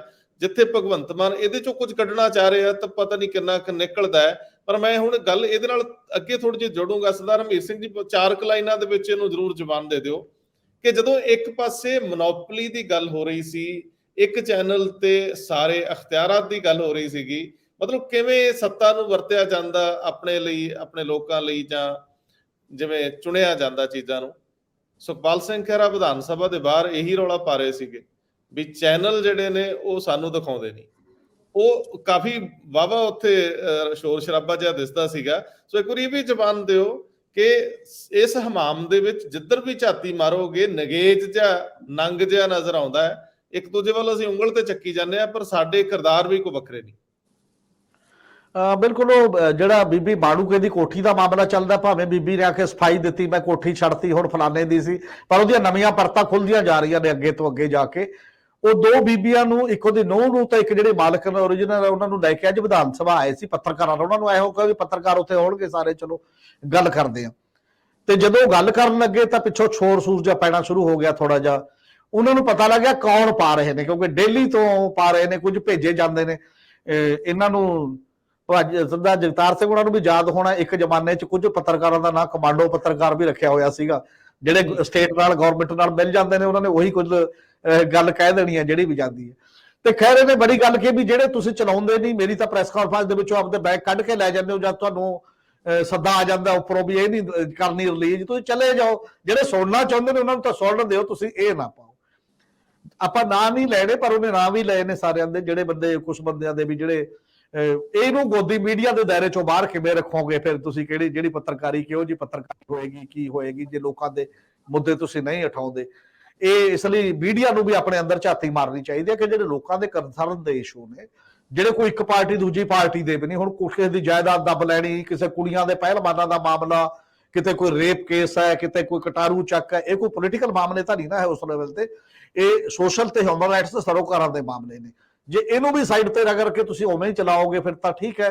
ਪੈਸੇ ਲਈ ਮੰਡੀ 'ਚ ਜਾਂਦਾ ਮਾਲ ਹੈਗਾ ਤੇ ਮੰਡੀ 'ਚ ਵੀ ਕੁਝ ਵਿਕ ਜਾਂਦਾ, ਕਿਸੇ ਦੀ ਘੱਟ ਬੋਲੀ, ਕਿਸੇ ਦੀ ਬਹੁਤੀ ਬੋਲੀ, ਸ਼ਾਮ ਤੱਕ ਕਹਿੰਦੇ ਮੰਡੀ ਖਾਲੀ ਹੋ ਜਾਂਦੀ ਹੈ ਕਿਸੇ ਨਾ ਕਿਸੇ ਰੂਪ ਦੇ ਵਿੱਚ। ਇਹ ਇਲਜ਼ਾਮ ਖਹਿਰਾ ਸਾਹਿਬ ਨੇ ਕਿਸੇ ਨਾ ਕਿਸੇ ਰੂਪ 'ਚ ਲਗਾਇਆ। ਮੈਨੂੰ ਲੱਗਦਾ ਇਹ ਦਰਦ ਆਪਣੀ ਜਗ੍ਹਾ ਠੀਕ ਹੈ ਔਰ ਕੁਝ ਗੱਲਾਂ, ਇਨਫੋਰਮੇਸ਼ਨ ਲੋਕਾਂ ਕੋਲ ਜਾਣੀ ਚਾਹੀਦੀ ਹੈ। ਜੱਜ ਲੋਕ ਨੇ, ਲੋਕਾਂ ਨੇ ਤੈਅ ਕਰਨਾ ਕਿ ਕਿਹਦੀ ਗੱਲ ਠੀਕ ਹੈ ਕਿਹਦੀ ਨਹੀਂ। ਦੋਨੇ ਧਿਰਾਂ ਦੀ, ਤਿੰਨੇ ਧਿਰਾਂ ਦੀ, ਜਿੰਨੀਆਂ ਵੀ ਧਿਰਾਂ ਹੋਣ ਸਭ ਦੀ ਗੱਲ ਤੁਸੀਂ ਸਾਹਮਣੇ ਰੱਖ ਦਿਓ ਤੇ ਬਾਕੀ ਲੋਕ ਡਿਸਾਈਡ ਕਰ ਲੈਣਗੇ। ਮੀਡੀਆ ਨੂੰ ਤਾਂ ਆਪਣੀ ਗੱਲ ਰੱਖਣੀ ਚਾਹੀਦੀ ਆ, ਉਹ ਬਿਨਾਂ ਭੇਦਭਾਵ ਕੀਤਿਆਂ। ਸਰਦਾਰ ਜਗਤਾਰ ਸਿੰਘ ਜੀ, ਤੁਹਾਡੀ ਗੱਲ ਅੱਧ 'ਚ ਰਹਿ ਗਈ ਸੀ। ਤੁਸੀਂ ਜਿਹੜਾ ਇੱਕ ਸਵੇਰੇ ਸਵਾਲ ਉਠਾਇਆ ਸੀ ਉਹ ਬੜਾ ਮੀਨਿੰਗਫੁਲ ਹੈ ਕਿ ਜੇਕਰ ਤੁਸੀਂ ਇਸ ਲੜਾਈ ਨੂੰ ਅੱਗੇ ਨਹੀਂ ਵਧਾਉਣਾ ਚਾਹੁੰਦੇ ਤਾਂ ਤੁਸੀਂ ਜਿਸ ਮੁੱਦੇ ਤੇ ਹੋ ਰਹੀ ਹੈ, ਜੇ ਉਹਦੇ 'ਚ ਤੁਸੀਂ ਖੁਦ ਵੀ ਫੈਸਲਾ ਕਰੋ ਤਾਂ ਫੈਸਲਾ ਕਰ ਦਿਓ, ਫਿਰ ਲੜਾਈ ਅੱਗੇ ਤੁਰੂਗੀ ਨਹੀਂ। ਇਹ ਸਵਾਲ ਤੁਸੀਂ ਉਠਾਇਆ ਸੀਗਾ ਨੰਬਰ 1 ਤੇ। ਉਸ ਤੋਂ ਬਾਅਦ ਮੈਂ ਤੁਹਾਡੇ ਕੋਲ ਹਰਦੀਪ ਸਿੰਘ ਨਿੱਜਰ ਤੇ ਕਤਲਾਂ ਦਾ ਇੱਕ ਸਿਲਸਿਲਾ ਜਿਹੜਾ ਵਿਦੇਸ਼ਾਂ ਦੇ ਵਿੱਚ, ਉਹ ਗੱਲ ਲੈ ਕੇ ਆਉਣਾ। ਤੁਸੀਂ ਪਹਿਲੀ ਗੱਲ ਨੂੰ ਕੰਪਲੀਟ ਕਰ ਲਓ ਆਪਣੀ। ਮੈਂ ਸਵੇਰੇ ਇਹ ਕਿਹਾ ਸੀ, ਲਿਖਿਆ ਸੀ ਰਾਦਰ, ਕਿ ਬਾਦਲ ਪਰਿਵਾਰ ਦੀ ਚੈਨਲ ਹੈ PTC, ਇਹ ਗਰੁੱਪ ਸਾਰਾ ਇਹਨਾਂ ਦਾ, ਤੇ ਜੇ ਜਿੱਥੇ ਇੰਨੇ ਸਾਲਾਂ ਤੋਂ ਇਹਨਾਂ ਰੌਲਾ ਪੈ ਰਿਹਾ, ਹੁਣ ਸ਼ੋਅਡਾਊਨ ਹੋ ਰਿਹਾ ਪੰਥ ਦੇ ਵਿੱਚ, ਕੀ ਇਹ ਮਸਲਾ ਪੰਥਕ ਹੈ? ਸੁਖਬੀਰ ਸਿੰਘ ਬਾਦਲ ਅਨਾਉਂਸਮੈਂਟ ਕਰਨ ਕਿ ਮੇਰਾ ਗਰੁੱਪ ਇਸ ਲਾਈਵ ਟੈਲੀਕਾਸਟ ਚੋਂ ਅਸੀਂ ਵਿਡਰਾ ਕਰਦੇ ਹਾਂ, ਤੁਸੀਂ ਰਾਈਟ ਸਰੈਂਡਰ ਕਰ ਦਿਓ, ਕੰਟਰੋਵਰਸੀ ਨਾਲ ਹੀ ਖਤਮ ਹੋ ਜਾਏਗੀ। ਕੀ ਇਹ ਇੰਨੀ ਵੀ ਕੁਰਬਾਨੀ ਪੰਥ ਵਾਸਤੇ ਕਰਨ ਨੂੰ ਤਿਆਰ ਨਹੀਂ? ਕਿ ਇਹਨਾਂ ਦੇ ਕਮਰਸ਼ੀਅਲ ਜਿਹੜੇ ਕਮਰਸ਼ੀਅਲ ਇੰਟਰਸਟ ਹੈ ਇੰਨੇ ਪਾਵਰਫੁਲ ਹੈਗੇ ਹੈ ਕਿ ਇਹ ਲੋਕਾਂ ਨੂੰ ਲੜਾਉਣਾ ਚਾਹੁੰਦੇ ਹੈ, ਪੰਜਾਬ ਟੈਨਸ਼ਨ ਕ੍ਰੀਏਟ ਕਰਨਾ ਚਾਹੁੰਦੇ ਹੈ। ਸੋ ਇਹਦਾ ਸਿੰਪਲ ਜਿਹਾ ਸੋਲੂਸ਼ਨ ਸੀ, ਤੁਸੀਂ ਅਨਾਉਂਸਮੈਂਟ ਕਰ ਦਿਓ ਕਿ ਸਾਡਾ ਆਪਣਾ ਕੰਟਰੈਕਟ ਪੂਰਾ ਹੋ ਰਿਹਾ ਜੁਲਾਈ ਦੇ ਵਿੱਚ, ਤੇ ਅਸੀਂ ਅਗਲੀ ਵਾਰੀ ਇਹਦੇ 'ਚ ਅਪਲਾਈ ਨਹੀਂ ਕਰਾਂਗੇ। ਮੈਂ ਨਾਲ ਹੀ ਕਲੀਅਰ ਕਰਦਾ, ਜਿਹੜਾ ਕਿਹਾ ਜਾ ਰਿਹਾ ਬਈ ਇਹ ਟੈਂਡਰ ਫਲੋਟ ਹੋਣੇ ਹੈ, ਇਹ ਸਭ ਨੂੰ ਪਤਾ ਹੈ ਕਿ ਟੈਂਡਰ ਡਿਜ਼ਾਈਨ ਕਿਵੇਂ ਕੀਤੇ ਜਾਂਦੇ ਹੈ। ਜਦੋਂ ਕਿਸੇ ਨੂੰ ਪਰਟੀਕੂਲਰ ਗਰੁੱਪ ਨੂੰ ਟੈਂਡਰ ਦੇਣਾ ਹੋਵੇ, ਉਹਦੀਆਂ ਸ਼ਰਤਾਂ ਉਸ ਢੰਗ ਨਾਲ ਬਣਾਈਆਂ ਜਾਂਦੀਆਂ। ਸੋ ਇਸ ਗੱਲ 'ਚ ਕੋਈ ਵਜ੍ਹਾ ਨਹੀਂ ਕਿ ਟੈਂਡਰ ਅਸੀਂ ਫਲੋਟ ਕਰ ਰਹੇ, ਜਿਹੜਾ ਮਰਜ਼ੀ ਅਪਲਾਈ ਕਰ ਦੇਵੇ। ਲੇਕਿਨ ਮੈਂ ਵਾਰ-ਵਾਰ ਕਹਿ ਰਿਹਾ ਕਿ ਸੁਖਬੀਰ ਸਿੰਘ ਬਾਦਲ ਅੱਗੇ ਆਉਣ, ਉਹ ਅਨਾਉਂਸਮੈਂਟ ਕਰਨ ਕਿ ਅਸੀਂ ਇਹਦੇ ਵਿੱਚੋਂ ਵਿਡਰਾ ਕਰਦੇ, ਤੇ ਇਹ ਮਾਮਲਾ ਨਾਲ ਹੀ ਖਤਮ ਹੋ ਜਾਏਗਾ। ਹਾਂ, ਮਤਲਬ ਧਾਰਮਿਕ ਸੰਗਠਨ ਸ਼੍ਰੋਮਣੀ ਕਮੇਟੀ ਵਰਗਾ ਸਿੱਖਾਂ ਦਾ ਸਰਮੌਰ ਸਥਾਨ ਔਰ ਸਰਮੌਰ ਜਥੇਬੰਦੀ, ਉਹਦੇ ਵਿੱਚ ਸਰਕਾਰੀ ਦਖਲ ਸ਼ੁਰੂ ਹੋਣ ਤੋਂ ਪਹਿਲਾਂ ਹੀ ਮੁੱਕ ਜਾਊਗਾ। ਤੁਹਾਡੀ ਗੱਲ ਠੀਕ ਹੈ। ਰੌਲਾ ਕਾਹਤੋਂ ਪਾਉਣਾ ਵੀ ਅਸੀਂ ਅੱਜ ਅਨਾਉਂਸਮੈਂਟ ਕਰ ਦੇਣ, ਅੱਜ ਹੀ ਸਾਰੀ ਕੰਟਰੋਵਰਸੀ ਖਤਮ ਹੋ ਜਾਏਗੀ। ਕੀ ਇਹਨਾਂ ਦੇ ਕਮਰਸ਼ੀਅਲ ਇੰਟਰਸਟ ਪੰਥਕ ਇੰਟਰਸਟ ਹੈ? ਇਸ ਗੱਲ ਦਾ ਜਵਾਬ SGPC ਦੇਵੇ ਤੇ ਬਾਦਲ ਪਰਿਵਾਰ ਦੇਵੇ। ਮੈਂ ਬਾਦਲ ਪਰਿਵਾਰ ਤੋਂ ਇਸ ਜਵਾਬ ਨਹੀਂ ਸੀ ਮੰਗਣਾ ਚਾਹੁੰਦਾ, ਲੇਕਿਨ ਸਿਚੁਏਸ਼ਨ ਇੰਨੀ ਕ੍ਰਿਟੀਕਲ ਬਣ ਚੁੱਕੀ ਹੈ ਕਿ ਇਹਨਾਂ ਦੇ ਕਮਰਸ਼ੀਅਲ ਇੰਟਰਸਟ ਪ੍ਰੋਟੈਕਟ ਕਰਨ ਵਾਸਤੇ ਸਾਰੇ ਪਾਰਟੀ ਨੂੰ ਇਸ ਪਾਸੇ ਝੋਕਿਆ ਜਾ ਰਿਹਾ ਤੇ ਪੰਜਾਬ ਟੈਨਸ਼ਨ ਕ੍ਰੀਏਟ ਕੀਤੀ ਜਾ ਰਹੀ ਹੈ। ਸਰਦਾਰ ਜਗਤਾਰ ਸਿੰਘ ਜੀ, ਅਗਲੀ ਗੱਲ ਤੋਰਨਾ ਚਾਹੂੰਗਾ। ਇਹ ਤਾਂ ਹੁਣ ਖੁੱਲੀ ਡੋਮੇਨ 'ਚ ਹੈ ਮਾਮਲਾ, ਔਰ ਇਹਨੇ ਐਡਰੈਸ ਹੋ ਜਾਣਾ ਕੱਲ ਨੂੰ। ਰੌਲਾ ਅਜੇ ਹੋਰ ਵੱਡਾ ਹੋਊਗਾ ਜੇ ਸੁਖਬੀਰ ਸਿੰਘ ਬਾਦਲ ਡਿਸੀਜਨ ਨਹੀਂ ਲੈਂਦੇ, ਤਾਂ ਵਿਧਾਨ ਸਭਾ ਦੇ ਵਿੱਚ ਤਾਂ ਹੋਣ ਹੀ ਵਾਲਾ ਹੈ। ਰੌਲਾ ਤਾਂ ਉੱਥੇ ਪੈਣਾ, ਤੇ ਇਹਨਾਂ ਦੇ ਬੰਦੇ ਵੀ ਇੰਨੀ ਵੱਡੀ ਗਿਣਤੀ ਕਿ ਉਹਦੇ ਵਿੱਚ ਕੋਈ ਮਤਲਬ ਅਸਰਦਾਰ ਭੂਮਿਕਾ ਨਿਭਾ ਸਕਣ, ਕੋਈ ਉੱਥੇ ਵਿਰੋਧ ਦਰਜ ਕਰ ਸਕਣ। ਮੈਂ ਤੁਹਾਡੇ ਕੋਲ ਜਾਣਾ ਹਰਦੀਪ ਸਿੰਘ ਨਿੱਜਰ ਦਾ ਜਿਹੜਾ ਅੱਜ ਕਤਲ ਹੋਇਆ, ਜਿਹੜਾ ਵੈਨਕੂਵਰ ਦੇ ਨੇੜੇ ਸਰੀ ਦੇ ਵਿੱਚ ਇੱਕ ਗੁਰਦੁਆਰਾ ਸਾਹਿਬ ਦੇ ਨੇੜੇ ਪਾਰਕਿੰਗ 'ਚ ਉਹਨਾਂ ਦਾ ਕਤਲ ਕੀਤਾ ਗਿਆ। ਔਰ ਇਹ ਕਤਲ ਉਸੇ ਪੈਟਰਨ ਤੇ ਆ ਜਿਵੇਂ ਲਗਭਗ ਸਾਲ ਹੋ ਗਿਆ ਜਾਂ ਇਸ ਤੋਂ ਜ਼ਿਆਦਾ ਰਿਪੂ ਦਮਨ ਸਿੰਘ ਮਲਕ ਦਾ ਕਤਲ ਹੋਇਆ ਸੀ, ਉਹ ਵੀ ਐਵੇਂ ਹੀ ਹੋਇਆ ਸੀ। ਕਾਰ ਸਾੜਤੀ ਗਈ ਪਿੱਛੇ ਇੱਕ। ਔਰ ਇਸ ਤੋਂ ਪਹਿਲਾਂ ਪਾਕਿਸਤਾਨ ਦੇ ਵਿੱਚ ਪੰਜਵੜ ਦਾ ਕਤਲ ਹੁੰਦਾ ਹੈ। ਇਹ 3 ਕਤਲ ਨੇ ਜਿਨ੍ਹਾਂ ਨੂੰ ਲਗਭਗ ਇੱਕੋ ਹੀ ਤਰ੍ਹਾਂ ਦੇ ਅਸੀਂ ਸਿਲਸਿਲੇ ਦੇ ਰੂਪ 'ਚ ਦੇਖ ਸਕਦੇ ਹਾਂ। ਇਹਨੂੰ ਕਿਵੇਂ ਲੈ ਰਹੇ ਹੋ? ਹਾਲਾਂਕਿ NIA ਨੇ ਉਸ ਤੇ 10 ਲੱਖ ਦਾ ਇਨਾਮ ਰੱਖਿਆ ਸੀ। ਉਹ ਇੱਕ ਪਾਬੰਦੀਸ਼ੁਦਾ ਜਥੇਬੰਦੀ ਦੇ ਕਾਰਕੁਨ ਸੀ, ਪਰ ਕੈਨੇਡਾ 'ਚ ਇੱਕ ਰਿਸਪੈਕਟ ਸੀ, ਇੱਕ ਗੁਰਦੁਆਰੇ ਦਾ ਪ੍ਰਧਾਨ ਹੋਣਾ, ਉਹਨਾਂ ਦੀ ਕਾਨੂੰਨ ਦੀ ਨਜ਼ਰ ਦੇ ਵਿੱਚ ਉਹ ਕੋਈ ਮੁਲਜ਼ਮ ਨਹੀਂ ਸੀ ਹੈਗੇ। ਸੋ ਇਹ 2 ਵੱਖਰੇ ਵੱਖਰੇ ਪੈਮਾਨੇ ਆ। ਅਸੀਂ ਇੱਕ ਗੁਰਦੁਆਰੇ ਦੇ ਪ੍ਰਧਾਨ ਦੇ ਕਤਲ ਦੇ ਨਜ਼ਰੀਏ ਤੋਂ ਗੱਲ ਕਰ ਰਹੇ ਹਾਂ। ਮੈਂ ਮਲਿਕ ਹੋਰਾਂ ਦਾ ਕਤਲ ਇਸ ਕੈਟੇਗਰੀ 'ਚ ਨਹੀਂ ਰੱਖਦਾ, ਕਿਉਂਕਿ ਉਹ 4-5 ਉਹਨਾਂ ਲੀਡਰਾਂ ਵਿੱਚੋਂ ਸੀ, ਸਿੱਖ ਰੈਡੀਕਲ ਦੇ ਵਿੱਚੋਂ ਲੀਡਰਾਂ 'ਚੋਂ ਸੀਗੇ, ਜਿਨ੍ਹਾਂ ਨੂੰ ਅਲਟੀਮੇਟਲੀ ਇੰਡੀਅਨ ਗੌਰਮੈਂਟ ਨੇ ਹੌਲੀ ਹੌਲੀ ਕਨਵਿੰਸ ਕਰ ਲਿਆ ਸੀ ਤੇ ਉਹਨਾਂ ਨੂੰ ਇੱਥੇ ਲਿਆਂਦਾ ਗਿਆ ਸੀਗਾ। ਉਹ ਇੱਕ ਵੱਖਰਾ ਇਸ਼ੂ ਹੈ। ਇਹ ਕੜੀ ਜਿਹੜੀ ਮੈਂ ਦੇਖ ਰਿਹਾ ਨਿੱਜਰ ਹੋਰਾਂ ਦੀ, ਮੈਂ ਇਹਨੂੰ ਲਿੰਕ ਕਰਦਾ ਪਾਕਿਸਤਾਨ 'ਚ ਉਸ ਤੋਂ ਪਹਿਲਾਂ 2 ਕਤਲ ਹੋਏ ਹੈ, ਹਰਮੀਤ ਸਿੰਘ PhD ਤੇ ਪਰਮਜੀਤ ਪੰਜਵੜ। ਮੈਂ ਤੀਸਰਾ ਉਸ ਲੜੀ ਦੇ ਵਿੱਚ ਨਿੱਜਰ ਹੋਰਾਂ ਦਾ ਕਤਲ ਮੰਨਦਾ, ਤੇ ਲਗਾਤਾਰ ਪੈਟਰਨ ਉਹੀ ਹੈ ਆਲਮੋਸਟ ਸਾਰਾ। ਪਾਕਿਸਤਾਨ ਦੇ ਵਿੱਚ ਕੁਝ ਲੋਕ ਉਸ ਜ਼ਮਾਨੇ ਦੇ ਸੈਟਲਡ ਹੈਗੇ ਆ, ਸਾਰਿਆਂ ਨੂੰ ਪਤਾ ਹੈ, ਤੇ ਮੈਂ ਦੇਖ ਰਿਹਾ ਕਿ 2 ਦਿਨ ਤੋਂ ਉਹ ਅੱਗੇ ਨਾਰਮਲੀ ਉਹ 1-2 ਲੋਕ ਤਾਂ ਗਜਿੰਦਰ ਸਿੰਘ ਹੋਰੀ ਤਾਂ ਆਪਣੀ ਫੋਟੋਆਂ ਪਾ ਦਿੰਦੇ ਸੀਗੇ, ਉਹਨਾਂ ਦੀ ਫੋਟੋ ਮੈਨੂੰ ਨਜ਼ਰ ਨਹੀਂ ਆ ਰਹੀ। ਇਹਦਾ ਮਤਲਬ ਹੈ ਕਿ ਉਹਨਾਂ ਨੇ ਕੋਈ ਪ੍ਰੀਕਾਸ਼ਨ ਲੈ ਲਿਆ ਲੱਗਦਾ। ਜਿਹੜਾ ਜੋ ਕੁਛ ਗੱਲ ਸੁਣਨ ਦੇ ਵਿੱਚ ਆ ਰਹੀ ਆ, ਔਰ ਕੈਨੇਡਾ ਦੇ ਵਿੱਚੋਂ ਜੋ ਸੋਸ਼ਲ ਮੀਡੀਆ ਤੇ ਵੀ ਆ ਰਿਹਾ ਹੈ ਕਿ ਨਿੱਜਰ ਹੋਰਾਂ ਨੂੰ ਕੈਨੇਡੀਅਨ ਸਿਕਿਉਰਿਟੀ ਏਜੰਸੀ ਨੇ ਅਲਰਟ ਕਰਤਾ ਸੀਗਾ ਕਿ ਤੁਸੀਂ ਆਪਣਾ ਬਚਾਅ ਕਰਕੇ ਰੱਖੋ। ਤੇ ਉਹਨਾਂ ਨੂੰ ਕਤਲ ਤੋਂ ਪਹਿਲਾਂ ਜਿਹੜੀ ਉਹਨਾਂ ਦੀ ਗੁਰਦੁਆਰੇ ਸਰੀ ਦੇ ਗੁਰਦੁਆਰੇ ਸਪੀਚ ਹੈਗੀ ਹੈ, ਉਹ ਸੋਸ਼ਲ ਮੀਡੀਆ ਦਾ ਪਾਰਟ ਇਸ ਵੇਲੇ ਬਣੀ ਹੋਈ ਹੈ। ਉਹਦੇ 'ਚੋਂ ਕਹਿ ਰਹੇ ਹੈ ਬਈ ਮੈਨੂੰ ਕਿਸੇ ਵੇਲੇ ਵੀ ਕੁਝ ਹੋ ਸਕਦਾ ਹੈ। ਜਿਹੜੀ ਮੈਨੂੰ ਨਹੀਂ ਸੀ ਸਮਝ, ਮੈਨੂੰ ਕਿਸੇ ਦੋਸਤ ਨੇ ਕਿਹਾ ਕਿ ਉਹਨਾਂ ਨੇ ਆਪਣੀ ਸਪੀਚ ਖਤਮ ਕੀਤੀ, ਅਖੀਰ ਤੇ ਆ ਕੇ ਕੀਰਤਨ 16 ਦੀ ਲਾਈਨ ਅਖੀਰ ਤੇ ਗੁਰਬਾਣੀ ਦੀ ਪੜ੍ਹੀ ਹੈ। ਉਹ ਇਸ ਕਲਾਈਮੈਕਸ ਹੈ ਸਾਰੀ ਗੱਲ ਦਾ। ਉਸ ਤੋਂ ਬਾਅਦ ਬਾਹਰ ਆਉਂਦੇ ਆ ਤਾਂ ਗੋਲੀ ਚੱਲ ਜਾਂਦੀ ਹੈ। ਇਹ ਕਿਉਂ ਇਹ ਗੱਲ ਕੀਤੀ ਜਾ ਰਹੀ ਸੀ ਕਿ ਇਸ ਵੇਲੇ ਜਿਹੜੇ ਸਿੱਖ ਲੀਡਰ ਹੈਗੇ ਉਹ ਰਡਾਰ ਤੇ ਆ ਚੁੱਕੇ ਹੈ। ਨੰਬਰ ਦੱਸਿਆ ਜਾ ਰਿਹਾ, ਮੈਂ ਉਸ ਨੰਬਰ ਦੇ ਵਿੱਚ ਪੈਣਾ ਨਹੀਂ ਚਾਹੁੰਦਾ। ਜਿਹੜੀ ਗੱਲ ਇੱਧਰੋਂ ਨਿਕਲ ਕੇ ਆ ਰਹੀ ਹੈ ਕਿ ਇੰਨੇ ਨੰਬਰ ਜਿਹੜੇ ਹੈਗੇ ਹੈ ਉਹਨਾਂ ਦਾ ਜ਼ਿਕਰ ਕੀਤਾ ਜਾ ਰਿਹਾ ਹੈ ਕਿ ਇਹ ਇਸੇ ਲਿਸਟ ਤੇ ਹੈ। ਕੌਣ ਕਰ ਰਿਹਾ ਸਾਨੂੰ ਨਹੀਂ ਪਤਾ, ਲੇਕਿਨ ਪੈਟਰਨ ਇਹ ਅਮਰਜ ਹੋ ਰਿਹਾ ਹੈ ਕਿ ਪੈਟਰਨ ਸੇਮ ਹੈ ਤੇ ਨਾਲ ਦੀ ਨਾਲ ਸਾਰੇ ਕੇਸ ਹੋ ਰਹੇ। ਉੱਥੇ ਨਾਲ ਹੀ ਪ੍ਰੋਟੈਸਟ ਹੋਣੇ ਸ਼ੁਰੂ ਹੋ ਗਏ ਕੈਨੇਡਾ ਦੇ ਵਿੱਚ। ਉਹ ਲਗਾਤਾਰ ਸੋਸ਼ਲ ਮੀਡੀਆ ਤੇ ਆ ਰਿਹਾ ਹੈ ਤੇ ਉਹਨਾਂ ਨੇ ਕਾਲ ਵੀ ਦਿੱਤੀ ਹੈ ਸ਼ਾਇਦ ਅੱਜ ਵਾਸਤੇ, ਸ਼ਾਮ ਵਾਸਤੇ ਜਾਂ ਕੱਲ੍ਹ ਵਾਸਤੇ। ਤੇ ਇਹਦੇ ਲੌਂਗ ਟਰਮ ਜਿਹੜੇ ਇੰਪੈਕਟ ਹੈ ਉਹ ਵੀ ਸਟੱਡੀ ਕਰਨ ਵਾਲੀ ਗੱਲ ਹੈਗੀ ਹੈ ਕਿ ਕੀ ਇਹ ਗੱਲ ਇੱਥੇ ਹੀ ਖੜੀ ਹੋਏਗੀ, ਇਹਦਾ ਇੰਪੈਕਟ ਕੀ ਹੋ ਸਕਦਾ। ਮੈਂ ਉਸ ਗੱਲ 'ਚ ਪੈਣਾ ਨਹੀਂ ਚਾਹੁੰਦਾ, ਗੱਲ ਕਿਸੇ ਹੋਰ ਪਾਸੇ ਤੁਰ ਜਾਏਗੀ ਜੀ।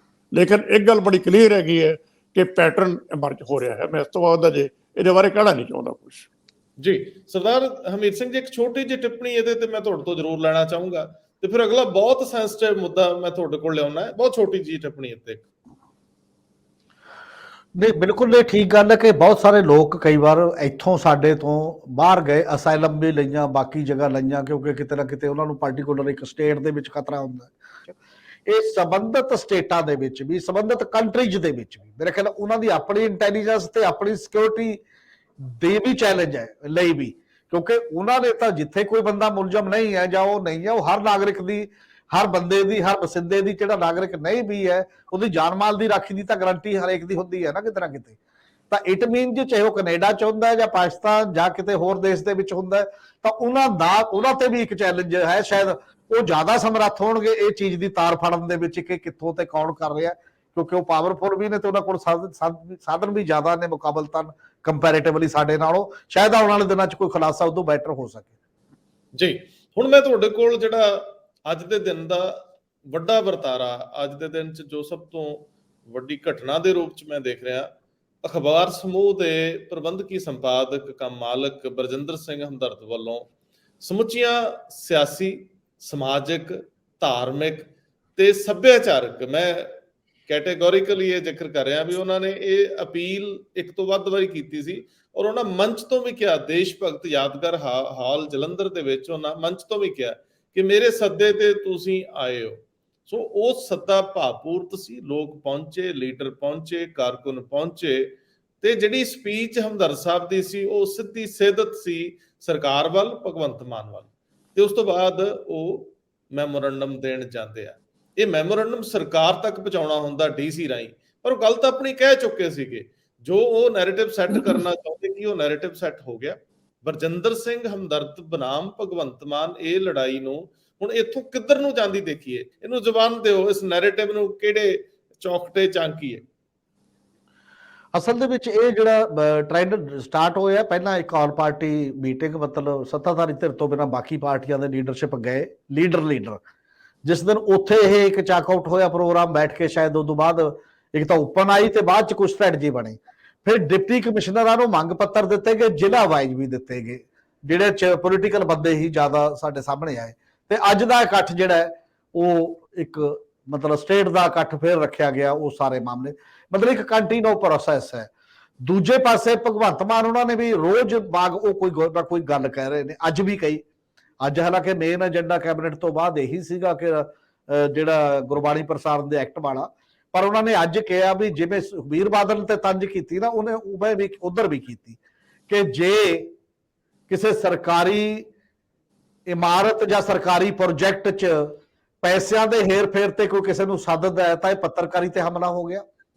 ਜਿਵੇਂ ਉਹ ਸੁਖਬੀਰ ਨੂੰ ਕਹਿੰਦੇ ਨੇ ਵੀ ਜੇ ਪੀਟੀਸੀ ਤੋਂ ਮੋਨੋਪੋਲੀ ਤੋੜਦੇ ਆ ਤਾਂ ਇਹ ਗੁਰਬਾਣੀ ਜਾਂ ਪੰਥਕ ਮਾਮਲਿਆਂ ਤੇ ਹਮਲਾ ਹੋ ਗਿਆ। ਪੰਥਕ ਮਾਮਲਾ ਤਾਂ ਉਸ ਲੈਵਲ ਤੇ ਨਹੀਂ। ਇਹ ਦੋ ਗੱਲਾਂ ਨਾਲ ਜੋੜ ਕੇ ਉਹਨਾਂ ਨੇ ਇਸ ਲੈਵਲ ਦੇ ਉੱਤੇ ਕੀਤੀਆਂ ਕਿ ਇਹ ਦੋ ਗੱਲਾਂ ਅਲੱਗ-ਅਲੱਗ ਨੇ।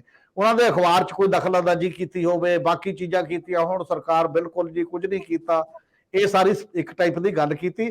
ਔਰ ਨਾਲ ਉਹਨਾਂ ਨੇ ਇਹ ਕਹਿਤਾ, ਜਿੱਥੋਂ ਆਏ ਨਾ ਵੀ ਟਕਰਾਅ ਜਾਰੀ ਰਹੇਗਾ ਦੋਨੇ ਸਟੇਜਾਂ ਤੋਂ, ਜੇ ਮੈਂ ਗੱਲ ਕਰਾਂ, ਉਹਨਾਂ ਨੇ ਇਹ ਕਹਿਤਾ ਉਹਨਾਂ ਨੂੰ ਬੁਲਾਇਆ ਜਾ ਰਿਹਾ ਤੇ ਉਹ ਆਉਣ ਤੋਂ ਆਕੀ ਨੇ। 16 ਤਰੀਕ ਨੂੰ ਵੀ ਬੁਲਾਇਆ ਸੀ, ਪਹਿਲਾਂ ਵੀ ਬੁਲਾਇਆ ਸੀ, ਉਹਨਾਂ ਨੇ ਲਿਖ ਕੇ ਭੇਜਿਆ ਕਿ ਮੈਂ ਬਿਮਾਰ ਹੋਣ ਕਰਕੇ ਨਹੀਂ ਆ ਰਿਹਾ। ਅੱਜ ਜਦੋਂ ਸਟੇਜ ਲੀਡ ਕਰ ਰਹੇ ਨੇ ਤਾਂ ਬਿਮਾਰ ਦਿਖਾਈ ਨਹੀਂ ਦਿੰਦੇ। ਇਹ ਭਗਵੰਤ ਮਾਨ ਕਹਿ ਰਹੇ ਨੇ ਆਪਣੀ ਉਹਦੇ ਚ, ਮਤਲਬ ਪ੍ਰੈਸ ਕਾਨਫਰੰਸ ਦੇ ਵਿੱਚ। ਇਟ ਮੀਨ ਜੋ ਕੱਲੀ ਕੱਲੀ ਗੱਲ ਤੇ ਕਿਵੇਂ ਜਿਵੇਂ ਦੁਬੱਲਾ ਇੱਕ ਮੁਕਾਬਲਾ ਹੋਣਾ ਹੁੰਦਾ ਨਾ, ਇੱਕ ਦੂਜੇ ਨੂੰ ਕਾਊਂਟਰ ਕਰਨਾ ਹੁੰਦਾ, ਹੁਣ ਇਹ ਲੜਾਈ ਉਸ ਪੱਧਰ ਦੇ ਉੱਤੇ ਪਹੁੰਚ ਗਈ ਹੈ। ਇਹ ਲੜਾਈ ਇਮੀਡੀਏਟ ਖਤਮ ਹੋਣ ਵਾਲੀ ਲੜਾਈ ਨਹੀਂ ਹੈ, ਅੱਗੇ ਚੱਲੇਗੀ। ਇੱਕ ਤਾਂ ਗੱਲ ਇਹ ਇਹਦੇ ਚੋਂ ਪੁਆਇੰਟ ਕਲੀਅਰ ਹੈ। ਦੂਸਰੀ ਗੱਲ, ਇਹ ਗੱਲ ਸਰਦਾਰ ਬਲਜਿੰਦਰ ਸਿੰਘ ਤੇ ਉੱਥੇ ਜਿਹੜੇ ਗਏ ਸੱਜਣ ਸੀ, ਸ਼ਾਇਦ ਸਾਰਿਆਂ ਨੂੰ ਵੀ ਪਤਾ ਹੈ। ਪਹਿਲੀ ਗੱਲ ਤਾਂ ਉਹਨਾਂ ਨੇ ਇਹ ਗੱਲ ਕੀਤੀ ਕਿ ਅਜੀਤ ਨੂੰ ਪੰਜਾਬੀ ਪਿਆਰ ਕਰਦੇ ਨੇ, ਪੰਜਾਬੀ ਅਜੀਤ ਉਹਨਾਂ ਦਾ ਮਤਲਬ ਗੱਲ ਵੀ ਕਰੇਗਾ ਤੇ ਅੱਗੇ ਹਮੇਸ਼ਾ ਹੀ ਖੜਾ ਰਹੇਗਾ, ਜਿਵੇਂ ਤੁਸੀਂ ਆਪਾਂ ਇੱਕ ਦੂਜੇ ਨਾਲ ਖੜਦੇ ਆ ਤੇ ਖੜਾਂਗੇ।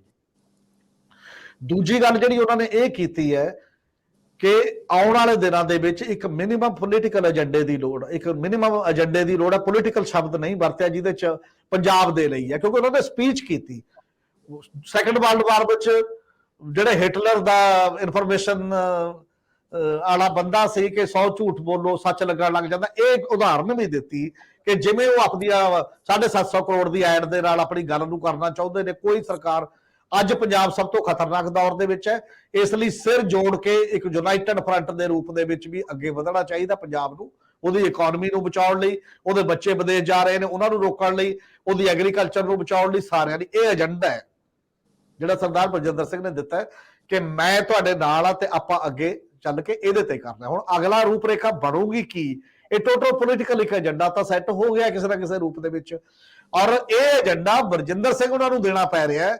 ਤਾਂ ਸਾਹਮਣੇ ਬੈਠੀਆਂ ਪੋਲੀਟੀਕਲ ਪਾਰਟੀਆਂ, ਜਨਤਕ ਜਥੇਬੰਦੀਆਂ, ਉਹਨਾਂ ਦੇ ਆਗੂਆਂ ਨੂੰ ਨੀਵੀਂ ਤਾਂ ਪਾਉਣੀ ਚਾਹੀਦੀ ਹੈ ਥੋੜੀ ਬਹੁਤ ਕਿਸੇ ਨਾ ਕਿਸੇ ਰੂਪ ਦੇ ਵਿੱਚ, ਕਿ ਭਾਈ ਸਾਹਿਬ ਇਹ ਕੰਮ ਤਾਂ ਤੁਹਾਡਾ ਸਰਕਾਰ ਦੇ ਖਿਲਾਫ। ਤੁਸੀਂ ਇੱਕ ਅਖਬਾਰ ਦੇ ਮੁਖੀ ਦੇ ਸੱਦੇ ਤੇ ਗਏ ਹੋ, ਇਹੀ ਜਨਤਕ ਕਦੇ ਮੁਜ਼ਾਹਰਾ ਇਕੱਠੇ ਹੋ ਕੇ ਸੜਕਾਂ ਤੇ ਆਏ, ਕਿਸੇ ਏਜੰਡੇ ਤੇ ਤੁਸੀਂ ਲੋਕਾਂ ਨੂੰ ਮੋਬਿਲਾਈਜ਼ ਕਰਦੇ ਦਿਖਦੇ ਨਹੀਂ ਹੋ ਪੋਲਿਟਿਕਸ ਕਰਨ ਦੇ ਲਈ ਇਹ ਉਸ ਲੈਵਲ ਦੇ ਉੱਤੇ। ਤਾਂ ਕਿਤੇ ਨਾ ਕਿਤੇ ਉਹਨਾਂ ਨੂੰ ਐ ਤਾਂ ਨਹੀਂ ਲੱਗਦਾ ਕੋਈ ਹੋਰ ਆਗੂ ਆਏ, ਜਿਵੇਂ ਪਹਿਲਾਂ ਸਾਰਿਆਂ ਨੇ ਕਹਿਤਾ ਸੀ ਵੀ ਤੁਸੀਂ ਅੱਗੇ ਲੱਗੋ ਜੀ, ਅਸੀਂ ਤੁਹਾਡੇ ਨਾਲ ਆ, ਪੰਜਾਬ ਛੋੜ ਤੁਹਾਡੇ ਤੋਂ ਹੀ ਉਮੀਦਾਂ ਨੇ। ਤਾਂ ਆਉਣ ਵਾਲੇ ਸਮੇਂ ਦੇ ਵਿੱਚ ਇੱਕ ਪੋਲਿਟਿਕਸ ਦੀ ਉਸ ਲੈਵਲ ਦੇ ਉੱਤੇ ਕੀਤੀ ਜਾ ਰਹੀ ਹੈ। ਤੇ ਇਹ ਤੋਂ ਅਗਲੀ ਗੱਲ ਉਹਨਾਂ ਨੇ ਇਹ ਵੀ ਕਿਹਾ ਸਰਕਾਰ ਦੇ ਤੌਰ ਤੇ ਵੀ ਸਰਕਾਰ ਦਾ ਹਰ ਵੱਡੇ ਤੋਂ ਵੱਡਾ ਅਫਸਰ ਆਇਆ ਜਿਹਨੇ ਮੈਨੂੰ ਧਮਕਾਉਣ ਦੀ ਟਰਾਈ ਕੀਤੀ, ਔਰ ਜਿਹਨੇ ਇਹ ਕਿਹਾ ਵੀ ਤੁਸੀਂ ਐਸ ਸੜਕ ਨਹੀਂ ਜਾ ਸਕਦੇ, ਮੈਂ ਅੱਗੇ ਲੱਗੂਗਾ, ਤੁਸੀਂ ਪਿੱਛੇ ਆਓ। ਉਹਨਾਂ ਨੇ ਲੀਡਰ ਦਾ ਰੋਲ ਪਲੇ ਵੀ ਕੀਤਾ ਇਹਦਾ ਮਤਲਬ, ਤੇ ਉਹ ਸੜਕ ਲੈ ਕੇ ਗਏ, ਸਾਰਿਆਂ ਨੂੰ ਚੈਲੰਜ ਕਬੂਲ ਕੀਤਾ। ਇਹ ਸਰਕਾਰ ਦੀ ਨਿੰਦਾ ਜੋ ਗੱਲ ਕਹੀ ਹੋ ਜਾਏਗੀ ਹਰ ਹਾਲਤ 'ਚ ਕਿ ਕਿਸੇ ਡੈਮੋਕ੍ਰੈਟਿਕ ਤੇ ਪੀਸਫੁਲ ਪ੍ਰੋਸੈਸ਼ਨ ਨੂੰ ਤੁਸੀਂ ਧਮਕਾ ਕੇ ਰੋਕਣ ਦੀ ਕੋਸ਼ਿਸ਼ ਕਰੋ, ਔਰ ਉਹ ਵੀ ਇੱਕ ਅਖਬਾਰ ਦਾ ਵੀ ਐਡੀਟਰ ਹੈ, ਔਰ ਸ਼ਖਸੀਅਤਾਂ ਸਾਰੀਆਂ ਉਹ ਨੇ। ਇਹ ਕਿਸੇ ਵੀ ਰੂਪ 'ਚ ਪ੍ਰਵਾਨਿਤ ਗੱਲ ਨਹੀਂ ਕਹੀ ਜਾ ਸਕਦੀ ਜੇਕਰ ਕੋਈ ਇਹ ਕਹੇ ਨਾ। ਬਾਕੀ ਦੇ ਹਰ ਮੁਜ਼ਾਹਰੇ ਨੂੰ ਦੱਬ ਲਓ, ਹਰ ਕਿਤੇ ਦੱਬ ਲਓ, ਤੁਸੀਂ ਮਟਕਾ ਚੌਕ ਤੇ ਤੁਸੀਂ ਨਹੀਂ ਆਉਣ ਦਿੰਦੇ, ਉਧਰੋਂ ਜੰਤਰ ਮੰਤਰ ਤੇ ਨਹੀਂ ਬੈਠਣ ਦਿੰਦੇ, ਤੇ ਤੁਸੀਂ ਕਿਤੇ ਡੀਸੀ ਤੱਕ ਨਹੀਂ ਜਾਣ ਦਿੰਦੇ, ਤਾਂ ਫਿਰ ਹੋਏਗਾ ਕੀ? ਅਗਲੀ ਗੱਲ ਮੀਡੀਆ ਦਾ ਜਿਹੜਾ ਕੁਐਸਚਨ ਹੈ ਕਿ ਮੀਡੀਆ ਦਾ ਇਹਦੇ 'ਚ ਕਿੰਨਾ ਕੁ ਕੁਐਸਚਨ ਹੈ। ਬਿਨਾਂ ਸ਼ੱਕ ਦਿੱਲੀ ਦੀ ਸਰਕਾਰ ਤੇ ਪੰਜਾਬ ਦੀ ਸਰਕਾਰ ਨੇ ਮੀਡੀਆ ਦਾ ਜਾਂ ਮੰਡੀ ਦੇ ਕਰਕੇ, ਮਾਰਕੀਟਿੰਗ ਕਰਕੇ ਗੱਲ ਘੁੱਟਿਆ, ਤੇ ਜਾਂ ਡਰਾ ਕੇ ਵੀ ਇੱਕ ਹੱਦ ਤੱਕ ਗੱਲ ਘੁੱਟਣ ਦੀ ਕੋਸ਼ਿਸ਼ ਕੀਤੀ ਹੈ। ਇਹ 'ਚ ਕੋਈ ਦੋ ਰਾਮਾ ਨਹੀਂ ਹੈ ਜਨਾਬ। ਇਹ ਠੀਕ ਹੈ ਕਿ ਜਿਹੜਾ ਅਜੀਤ ਦਾ ਮਾਮਲਾ ਉਹਦੇ ਨਾਲ ਇੱਕ ਪ੍ਰੋਜੈਕਟ ਜੁੜਿਆ ਹੋਇਆ, ਉਸ ਗੱਲ ਕਰਕੇ ਇੱਕ ਅਲੱਗ ਗੱਲ ਹੈ। ਪਰ ਜਿਸ ਢੰਗ ਨਾਲ ਮੀਡੀਆ ਖਾਮੋਸ਼ ਹੋ ਰਿਹਾ, ਸਰਕਾਰ ਨੂੰ ਇਸ ਕਰਕੇ ਬਰੀ ਨਹੀਂ ਕੀਤਾ ਜਾ ਸਕਦਾ ਕਿ ਤੁਸੀਂ ਤਾਂ ਜੀ ਇਹ ਗੱਲ ਠੀਕ ਕਰਦੇ ਹੋ। ਮੋੜਵੇਂ ਰੂਪ ਦੇ ਵਿੱਚ ਜਿਹੜਾ ਦੂਜਾ ਪਹਿਲੂ ਹੈਗਾ ਹੀ ਹੈ, ਜੇ ਕੋਈ ਸਰਕਾਰੀ ਪ੍ਰੋਜੈਕਟ ਦੇ ਬਾਕੀ ਨੇ ਉਹ 'ਚ ਜਾਣਾ, ਜਾਂਚ 'ਚ ਸ਼ਾਮਲ ਹੋਣਾ, ਆਪਣਾ ਹਿਸਾਬ ਕਿਤਾਬ ਦੇ ਦੇਣਾ, ਉਹ ਲੀਗਲ ਪ੍ਰੋਸੈਸ ਹੈ ਇੱਕ, ਉਹ ਹਰ ਬੰਦੇ ਨੂੰ ਵੀ ਕਰਨਾ ਪੈਂਦਾ, ਅਦਾਰੇ ਨੂੰ ਵੀ ਕਰਨਾ ਪਏਗਾ। ਉਹ ਇੱਕ ਦੂਸਰਾ ਜਿਹੜਾ ਹੁਣ ਸਭ ਤੋਂ ਬੜਾ ਕੁਐਸਚਨ ਆਉਣ ਵਾਲਾ ਸਮੇਂ 'ਚ ਖਲਾ ਕੌਣ ਭਰੇਗਾ? ਇਹ ਜਿਹੜਾ ਖਲਾ ਪੈਦਾ ਹੋਇਆ, ਕੀ ਇਹ ਸਾਰੇ ਹੁਣ ਸੱਜਣ ਜਿਹੜੇ ਉੱਥੇ ਜਾ ਕੇ ਆਏ ਬਾਰ-ਬਾਰ ਸਰਦਾਰ ਬਲਜਿੰਦਰ ਸਿੰਘ ਦੀ ਕਾਲ ਰੀਕਿਆ ਕਰਨਗੇ ਕਿ ਉਦੋਂ ਜਾਂ ਆਪ ਵੀ ਇਹਦਾ ਦੀ ਝੋਲੀ 'ਚ ਬੜਾ ਮੋਟਾ ਰਾਸ਼ਨ ਹੋਏਗਾ ਕੋਈ? ਇਹ ਦੇਖਣਾ ਪੰਜਾਬ ਨੇ ਆਉਣ ਵਾਲੇ ਦਿਨਾਂ 'ਚ ਕਿਹੋ ਜਿਹੀ ਚੀਜ਼ ਹੋਏਗੀ। ਸਰਦਾਰ ਜਗਤਾਰ ਸਿੰਘ ਜੀ, ਬਲਜਿੰਦਰ ਸਿੰਘ ਹਮਦਰਦ ਨੂੰ ਜੇਕਰ ਪਹਿਲੀਆਂ ਸਰਕਾਰਾਂ ਦਾ ਸਾਥ ਮਿਲਿਆ ਤੇ ਉਹ ਅਖਬਾਰ ਕਰਕੇ ਮਿਲਿਆ, ਤੇ ਜੇਕਰ ਉਹਨਾਂ ਨੂੰ ਜੰਗੇ ਆਜ਼ਾਦੀ ਦੀ ਮੈਂਬਰ ਸਕੱਤਰੀ ਜਾਂ ਉਹਦੇ ਸਰਪ੍ਰਸਤ ਵਾਲੀ ਜਗ੍ਹਾ ਮਿਲੀ ਤਾਂ ਉਹ ਅਖਬਾਰ ਕਰਕੇ ਮਿਲੀ। ਤੇ ਅੱਜ ਜੇਕਰ ਉਹਨਾਂ ਦੀ ਲੜਾਈ ਆ ਤੇ ਉਹ ਵੀ ਅਖਬਾਰ ਕਰਕੇ ਆ।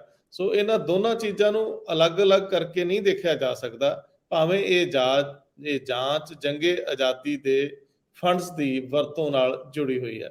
ਸੋ ਅਖਬਾਰ ਤੇ ਹਮਦਰਦ ਵੱਖਰੇ ਨਹੀਂ ਵੇਖੇ ਜਾ ਸਕਦੇ। ਭਗਵੰਤ ਮਾਨ ਸਾਹਿਬ ਜਿੰਨੀ ਵਾਰੀ ਮਰਜ਼ੀ ਕਹਿਣ, ਇੱਕ ਤਾਂ ਇਹ ਗੱਲ, ਦੂਜੀ ਗੱਲ ਹਮਦਰਦ ਸਾਹਿਬ ਦਾ ਸਭ ਤੋਂ ਆਖਰ 'ਚ ਇੱਕ ਲਫ਼ਜ਼ ਬੜਾ ਅਹਿਮ ਮੈਨੂੰ ਨਜ਼ਰ ਆਇਆ, ਜਿਹਦੇ ਵਿੱਚ ਉਹ ਕਹਿੰਦੇ ਨੇ ਕਿ ਹੁਣ ਸੱਜਰਾ ਨੋਟਿਸ ਜਿਹੜਾ ਉਹ ਮੈਨੂੰ ਅਜੀਤ ਭਵਨ ਦੇ ਢਾਉਣ ਸੰਬੰਧੀ ਮਿਲਿਆ। ਉਹ ਇਹਨਾਂ ਦੋਵਾਂ ਚੀਜ਼ਾਂ ਨੂੰ ਅੱਗੇ ਵਧਾ ਦਿਓ, ਲੜਾਈ ਨੈਕਸਟ ਲੈਵਲ ਤੇ ਚਲੇਗੀ ਸ਼ਾਇਦ।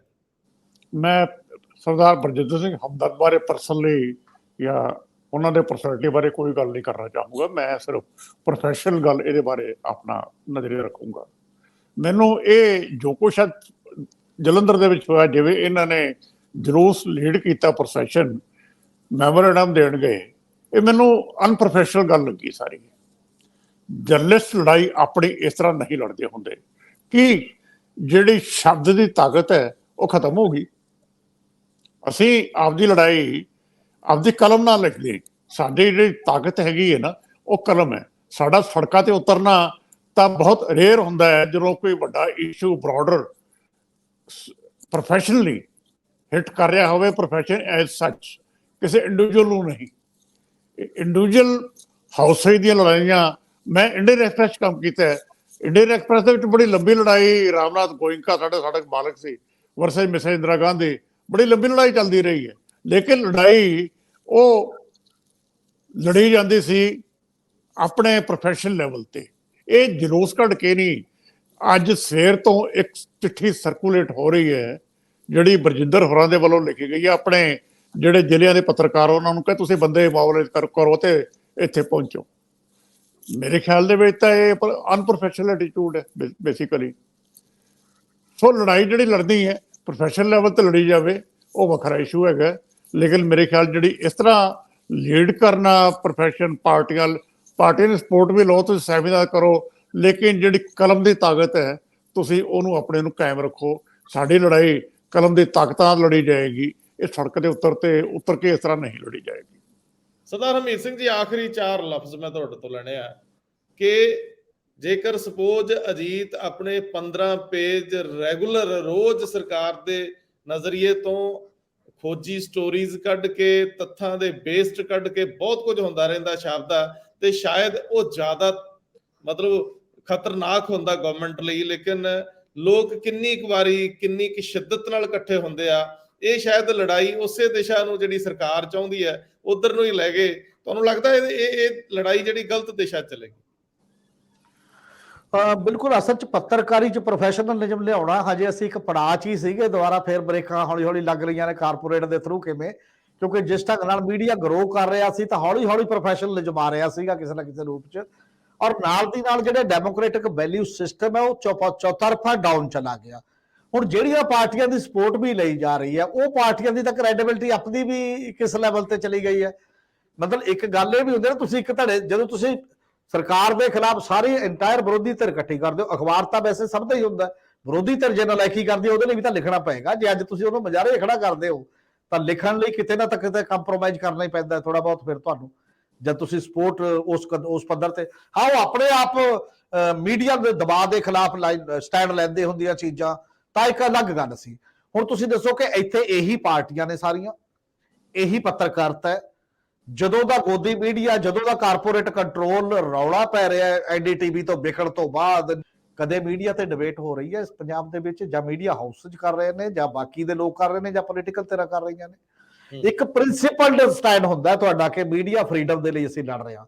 ਜਦੋਂ ਤੁਸੀਂ ਉਵੇਂ ਨਹੀਂ ਲੜ ਰਹੇ ਹੁੰਦੇ, ਕੇਵਲ ਆਪਣੀ ਗੱਲ ਤੇ ਆ ਕੇ ਲੜਾਈ ਸਟਾਰਟ ਕਰਦੇ ਹੋ, ਤਾਂ ਉਹਦਾ ਵਜਨ ਜਿਹੜਾ ਹੈ ਉਹ ਨਹੀਂ ਰਹਿੰਦਾ, ਜਿਹੜਾ ਵਜਨ ਜਨਰਲ ਇੱਕ ਤੁਹਾਡੇ ਅਪਰੋਚ ਦੇ ਨਾਲ ਰਹਿੰਦਾ ਹੁੰਦਾ ਕਿਸੇ ਨਾ ਕਿਸੇ ਰੂਪ ਦੇ ਵਿੱਚ।